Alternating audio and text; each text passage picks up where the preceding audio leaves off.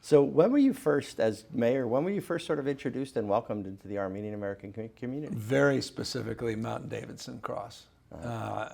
Many Board of Supervisor hearings, in the process getting educated about the Armenian genocide. A lot of the controversy in San Francisco shaped around the issues of religious liberty, around state lands, this iconic cross and what to do with it as it relates to sort of the secular movement that was alive at the time in San Francisco. And the Armenian community asserted themselves in a way that ultimately solved multiple problems, but ultimately educated the likes of me and many of my colleagues and the public in the process. That's awesome. And you took that sort of welcoming and education and leadership and you translated into support of the Armenian American Museum. Why was that important for you as governor to support the museum? Well, the museum was a natural extension, not only of being educated as the time as a county supervisor, but also getting then involved in passing some resolutions, encouraging with respect candidates for office to follow through on their promises, those running for president, those that were in office to follow through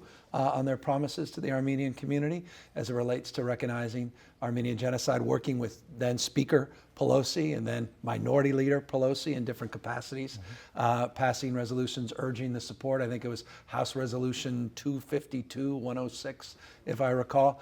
And so it led to deeper understanding, deeper appreciation, more time with the community, in the community, and as a consequence of that, spending more time with you, folks in Southern California, no longer just Northern California as Lieutenant Governor, and that led to this moment of having the privilege to sit down with you before we started this budget process, and you extending not only a desire to see us do more and do better in supporting the community, but also identifying the opportunity to continue the support for the Armenian Museum to raise more awareness of the extraordinary contributions, current contributions of the Armenian community, and then moreover to reflect on the history and understanding of why we have the largest Armenian community in the United States and where that origin comes from and where those contributions lie today. Well, the community is very grateful for that support. And now that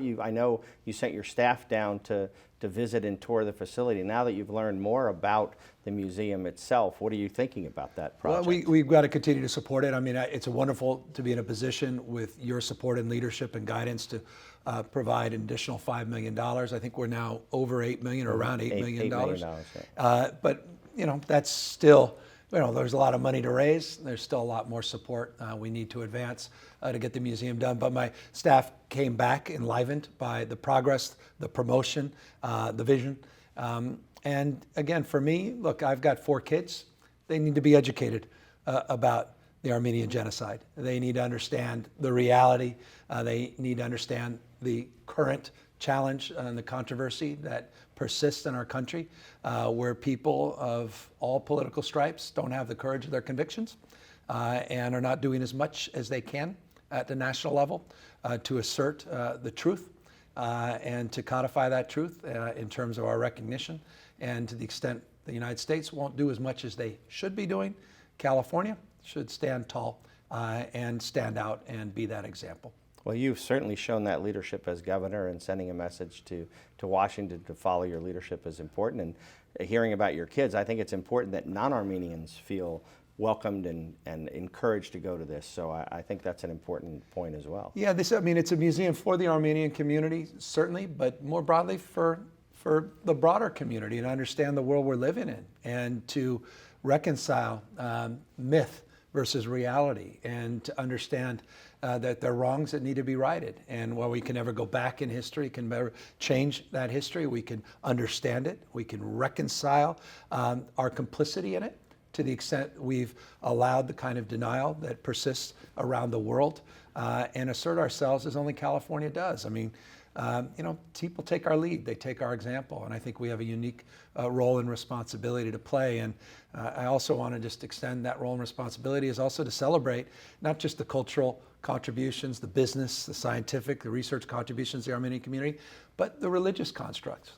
St. Gregory's in San Francisco, St. John's Apostolic, others that have also shaped my understanding, my opinions as it relates to the broader issues in the Armenian community are also a big part of, I think, the narrative that also can be extended through the museum as well. Well, thank you for your leadership. Thank you for your civil rights agenda and for embracing telling history. Thank you very much. I appreciate it. Thank you for your leadership, and thank you for allowing me the privilege of not only being here with you, but also being here at this moment, which I think is an exciting one for the community as we take the next steps and make sure that the Armenian community feels fully integrated in the life of this extraordinary place we call home, California.